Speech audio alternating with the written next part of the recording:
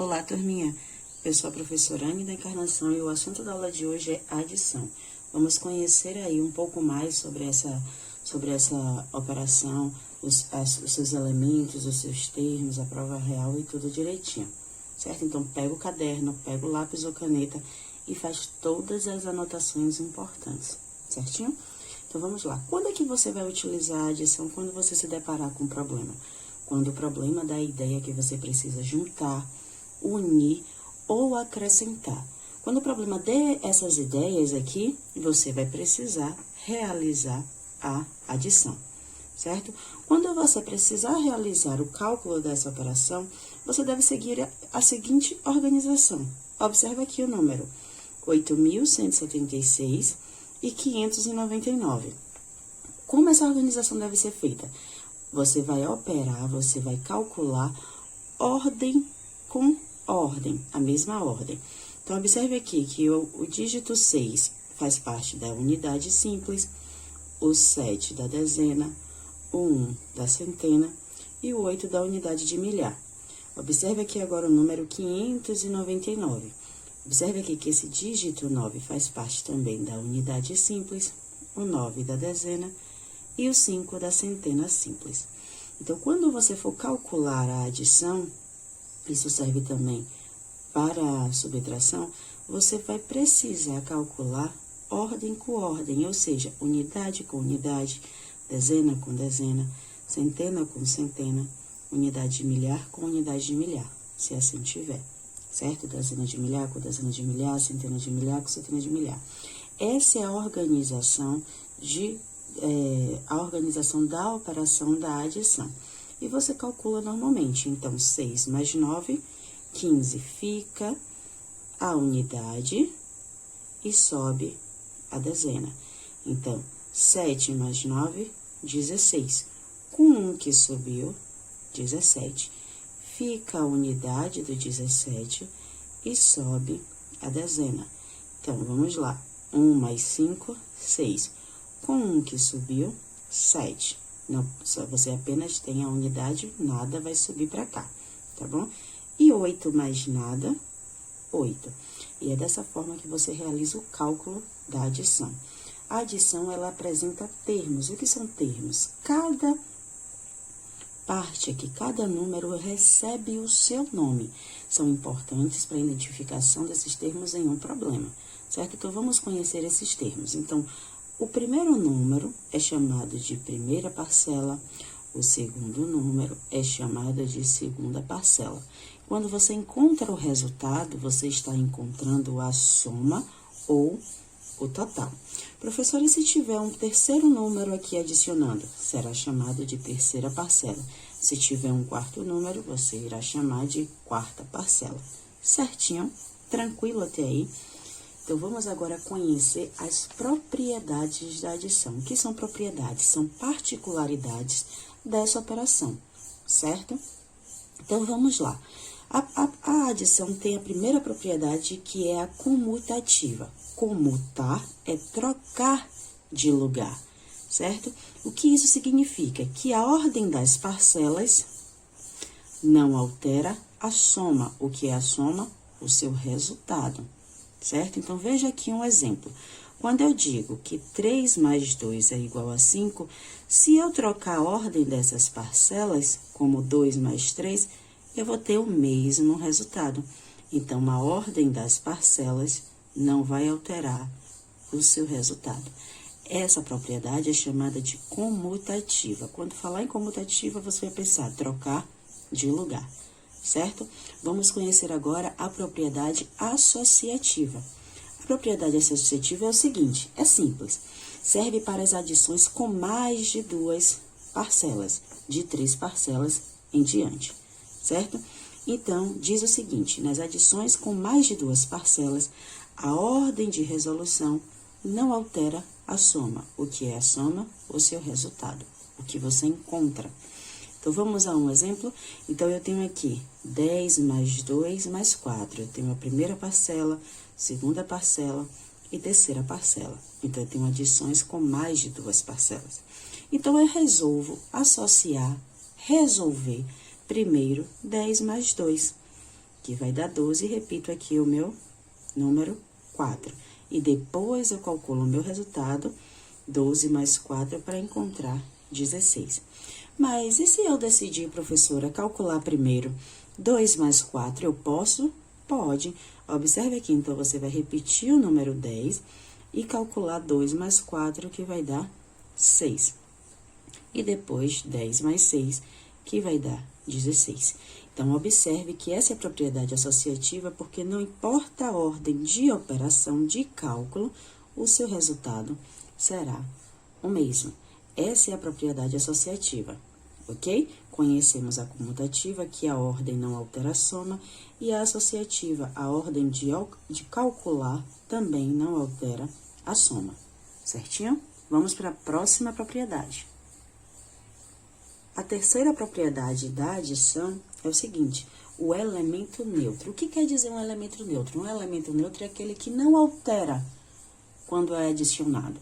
Então, é justamente isso. O elemento neutro da adição é o zero.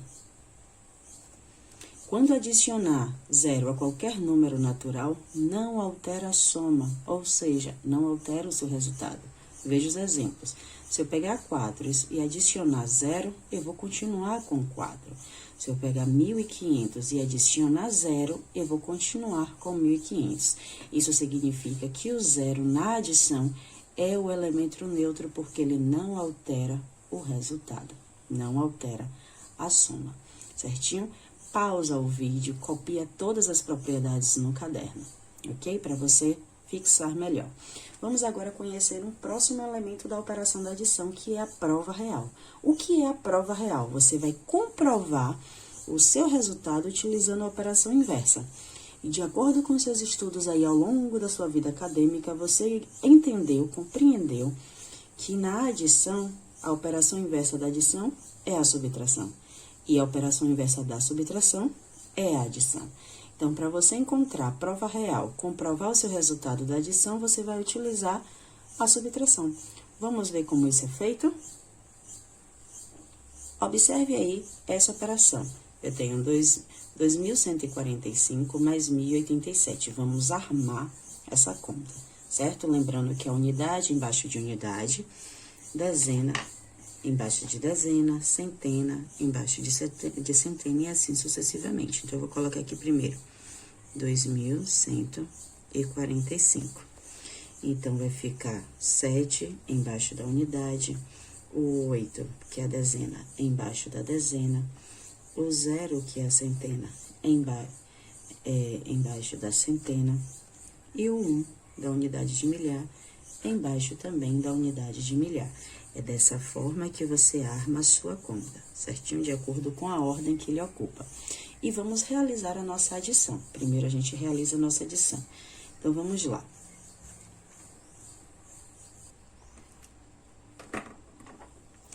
Então, 5 mais 7, 12. Fica o 2, que é a unidade, e sobe a dezena, certinho? Então, 4 mais 8, 12, com 1 que subiu, 13, fica a unidade e sobe a dezena. 1 mais 1, 2. E 2 mais 1, 3. Eu somo unidade com unidade, dezena com dezena, centena com centena, unidade de milhar com unidade de milhar, certinho? Perfeito. Calculamos assim a nossa adição. Agora, a gente vai realizar a prova real. Qual é a operação que nós vamos comprovar o nosso resultado? Com a subtração. Então, como é que isso é feito? Nós pegamos a nossa soma, 3.000, vou colocar aqui, 3.232, e escolhemos uma das parcelas. Eu vou escolher essa segunda parcela aqui, certo? Que é 1.087. Para você saber se o seu resultado está correto, o seu resultado aqui da sua subtração precisa ser igual à primeira parcela, que é a parcela que você não pegou aqui para fazer a operação, certo? Professora, e se eu pegasse, ao invés dessa parcela, essa daqui, aí você iria realizar a subtração da sua soma com a primeira parcela e o seu resultado precisa ser igual à segunda parcela, certinho? Tranquilo até aí? Então, vamos realizar a subtração e precisamos encontrar esse resultado aqui.